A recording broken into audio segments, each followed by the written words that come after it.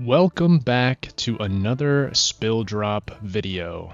Today we're featuring the task list up there in the top left hand corner for some reason. What we're looking at today is an overview of one of the primary building elements in Rust, which is the triangular foundation.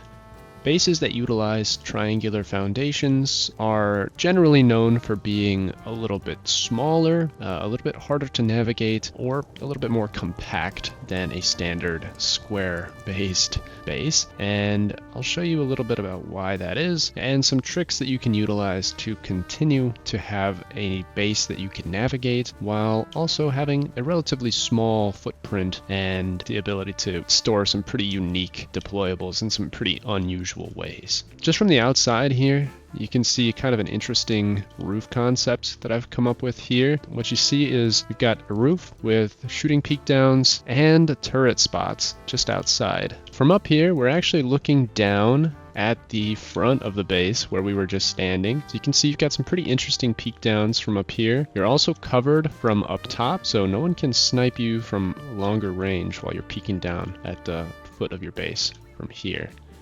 You can see you've got some pretty good angles all around, primarily in those double triangle spaces, but even in these single triangle spaces, you get some good angles. And you can see nearly to the very foot of the base all the way around. You've also got these little turret pods all the way around the base if you build using this method. Now let's go ahead and get into it. Coming through this airlock here, standard triangular airlock. From the outside, you want to be able to enter into your base and not let anybody else pass through. That's why I've constructed the airlock like this. When you open the first door, you can still see into the base, but even with the second door open, you can't pass through. And anybody inside the base can simply close this door and then, take care of whoever's in the airlock as needed. So that's our first triangle. Pretty straightforward, pretty basic.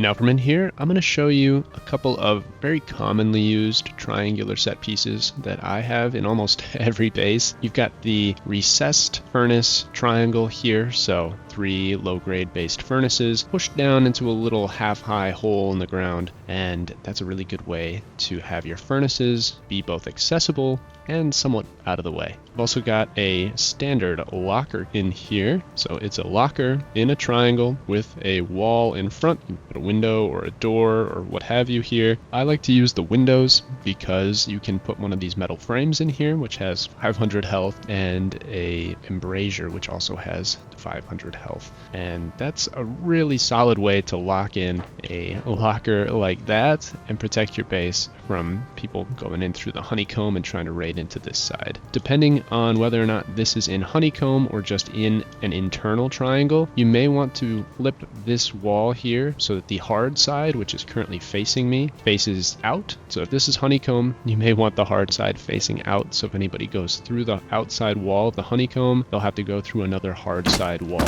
to make any difference there. On this side, I've got another pretty typical triangle set up here. This is using the new DLC for the Frontier pack, which includes barrels.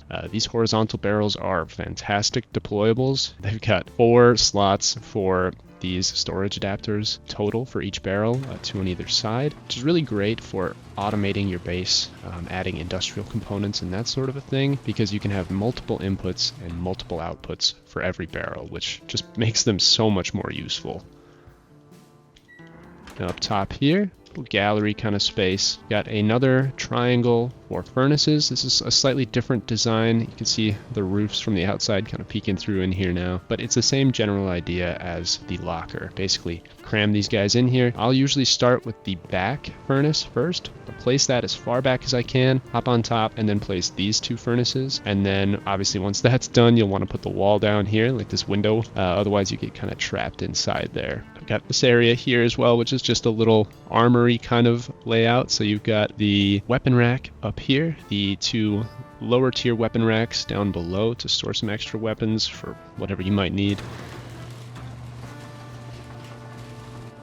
This is a slightly lesser used triangular layout, but I figured I would include it just in case it piqued anyone's interest. And what you've got here is you've got 3 barbecue grills and 6 small boxes total, which is quite a lot of storage actually. Like this will store quite a lot of goods for you if this is what you're looking for.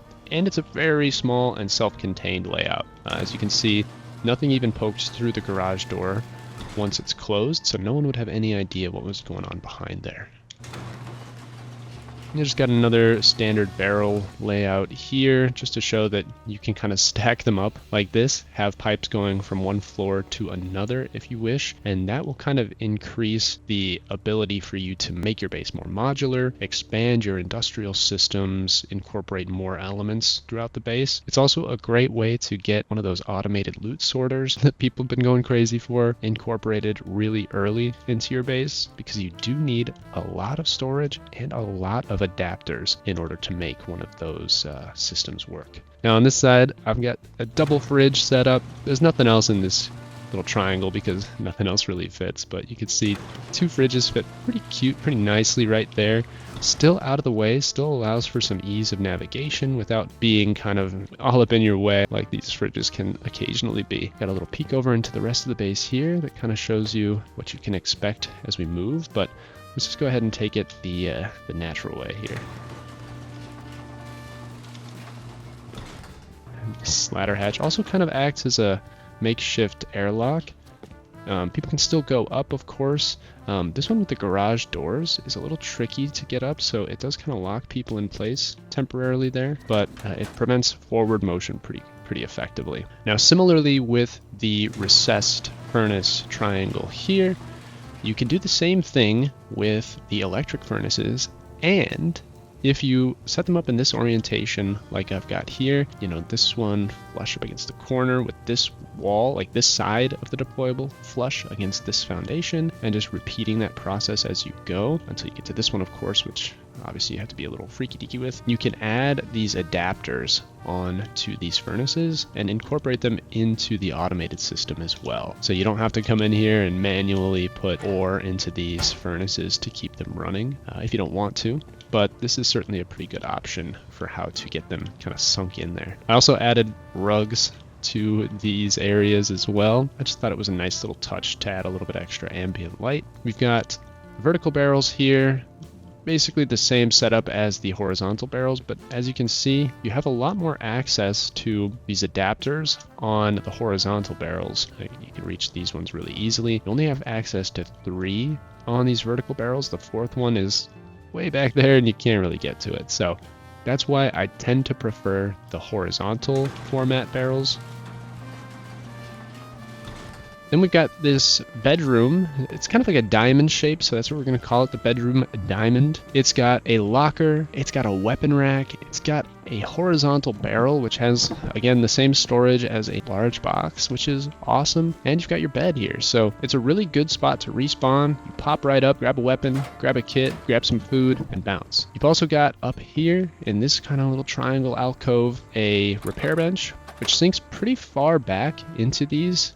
Admittedly, not quite as far as you might want, but it does take up a lot less room than some of the other deployable items do. You can see I've got a barrel back here as well for a little extra storage, which really wouldn't work with any other format. No box, no barrel other than this one would really work quite like this, so that's why this setup is the way it is. You get small boxes here for other ease of access. A turret pod, of course, because you can never have too many turrets in Rust these days. Here I've got a little loot storage room, 2 different layouts to look at. You've got the 3-barrel setup here, little small box there, and then up top you've got the 2-box layout instead.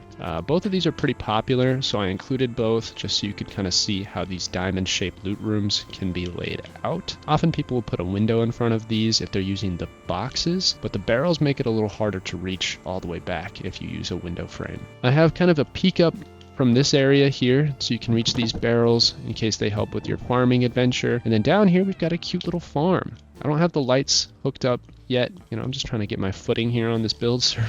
But you've got a recessed farm down here basically under the floor. It's like a little, it's just like a little basement, but you can fit 4 of these little single planters down below here, which is pretty nice. 1 sprinkler. I've got 2 lights running. You could probably run it with just 1 light, but I felt having 2 lights sort of balanced the space a little bit better. And you've got another barrel here for storage, just kind of tucked out of the way. I would keep clones and water and stuff in there, and that would probably do you just fine. We've got our battery room here. Battery triangles are pretty basic. Unfortunately, there's not a ton of room. I don't typically put anything else in my little battery section other than the electrical components. This corner, got a pretty interesting setup here. I'm going to kind of explain what you're looking at because it can be a little unusual to a first-time viewer. One of the deployables in this game that I have just fallen in love with is the Witch's Cauldron. It's a Halloween exclusive item that you can buy during that season, and what's cool about it is it has just the smallest like hitbox of like any deployable ever. What I did here in this situation is I placed these 2 cauldrons down side by side, just with nothing else in this little triangle here, and then I put down this water catcher, and as you can see, it just kind of sits down on top of these cauldrons as if they're not even there. There is a sort of like clipping hitbox situation somewhere near the center of these campfires, but it's very hard to find, and it doesn't interfere very much with your builds or your placement, which really makes them a very awesome deployable to have. They don't do a whole lot. They just act like a very normal campfire, but they also don't burn you if you're standing on top of them, which is really nice. You do get hot, from being above a cooking source, but they don't burn you like a normal campfire would. Obviously, I've got some boxes down here as well underneath the water catcher, or rather the water barrel. You probably could fit some more adapters on these boxes if you were more creative. I wasn't able to fit any on the back box, but I really only wanted one on the front box just for the display. Obviously the water is coming down from up on the roof there where the water catcher was that we saw earlier. We've got the tier 3 here. We've got a little jump up area with a window, and you could yoink this window and grab stuff out of the vending machine up there if you wanted to, or you could just go up the normal way here. I want to apologize, it's going to get a little loud here for a second when I show you the interior for the core, just because I added some shotgun traps that I wanted you to kind of get a feel for as we move through. I think the placement for these shotgun traps is very smart because it kind of keeps them out of sight and away from where people would normally be rocketing, so they'll be a little bit safer throughout the raid and probably be more effective as you get close to the end of the raid. But before we get to that, you can see underneath this weird little shelf that I built, you've got 3 lockers squeezed into another one of these diamond shapes, and a barrel, like a horizontal barrel here. So you've got a whole box worth of storage, 3 full lockers for kits, so that's 9 total kits, assuming that you flesh them all out full metal. You could fit like just dozens of hazmat suits in here alternatively. I'm going to put this cauldron in here to kind of illustrate a point coming up, but we'll go ahead and close this for now. So we seal ourselves into the core. I'm going to open this door, and this is the part where it's going to get loud, so just be prepared for that. Okay, so that gives you an idea of what it would feel like to walk into this triangle without building privilege. 4 shotgun traps squeezed up here would dice you to bits as soon as you stepped in here and really stop any sort of raid progress. As you can imagine, hitting these without getting shot, so it's a very tricky angle to stop a trap like this or to destroy or disable a trap like this, which is why I included it here. I don't see these very often in builds, but when you do have shotgun traps that high up, they are such a pain. Now from in here, we've got another one of the recessed furnace floors here. This one doesn't have the industrial adapters, and you can see it gives you a little bit more comfort when navigating. You don't have to like climb over the adapters. And what we've got here are electric furnaces stacked in a variety of formats. We've got the straight on one down here, which does poke through the garage door just a little bit. We've got the slight rotation version up here where the 2 front furnaces are rotated, placed flat up against the respective walls, and then the one in the back, of course, is just chilling, facing forward. Up here, we've got another layout that I most often use, which is first furnace that you place all the way in the back, goes snugly into that corner, flush up against this wall. Then you put the adapter on the side that you can't really see. It's like right there. So that's the adapter for that furnace. Then you place this second furnace flush up against the wall, adapter on the front, third furnace here, squeeze it in as far back as it'll go, and put the adapter there. That's a really cozy way to get those all in, and they'll be hidden perfectly behind the door. You can also do a setup kind of like this, where they're all facing more or less the same direction. I'll show you when you get in here. Even this one in the back is facing over here to the left, and they all still fit really nicely. It does make it very challenging to make any adjustments to the industrial system this way, because this far back furnace is going to be incredibly hard to reach. So we've got those furnace triangles stacked up. You probably wouldn't need that many triangular furnace pods, but if you did, that's a couple of options that you have to build those. Now, this was the armored window that we were peeking in from down there earlier. It's got the vending machine here. Now, this vending machine has kind of an interesting little secret. I'll show you. If you see a vending machine placed this far away from a window or a door frame, it's likely that there's something hidden behind it. So the way I've set this up is sort of like double reinforced. You've got the vending machine here, which is a nightmare and a half to break. You've got a door in here as well. But when you open the door though, you still can't see if there's anything behind the vending machine. Now this is kind of a pain, and I'll show you why, because you do have to take the door off in order to actually get to the loot behind it. So I'm going to reauthorize here. While we're here, we might as well take a look at these lockers. You do have access to both these first two lockers. As you can see, the cauldron that I put in that second locker and the spikes I put in the first one both have the ability to be reached from down here. So you got two full lockers worth of access, a large barrel, horizontal format of course, and the small box all tucked away by this tool cupboard here. But now that we've got building privilege here, we'll come up, we're gonna pop this door right off, and if you squeeze in next to this vending machine and get all the way up to the front, you can see, oh, what do you know?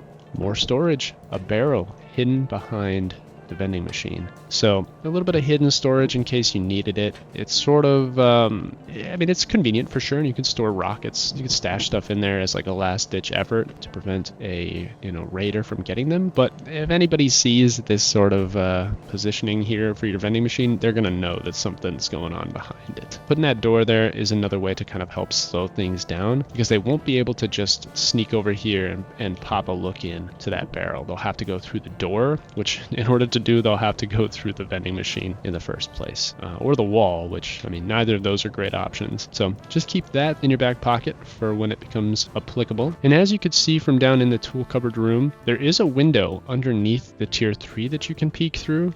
I would maybe put a box in here just generally so that way people can't see, oh, there's the tool cupboard. But having this area accessible is also nice, because you can definitely raid defend from inside your TC cube, and people would have a very hard time knowing where you are, because most people aren't used to having this window be an actual window. You know what I mean? It's usually just a little storage space under the tier 3. If you just put like, I don't know, like a box or something down there and then popped it out during a raid, you could pretty easily just clap people from inside the TC room and then throw another one down there while you heal up. So just keep that little trick in mind.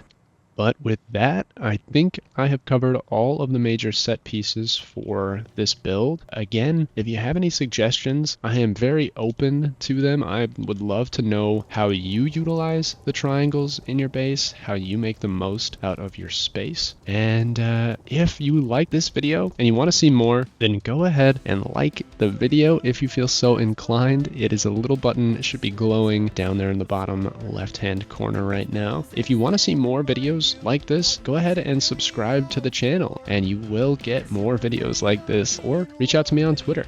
This has been your pal Spilldrop, signing off again from another video, and I will catch you in the next one.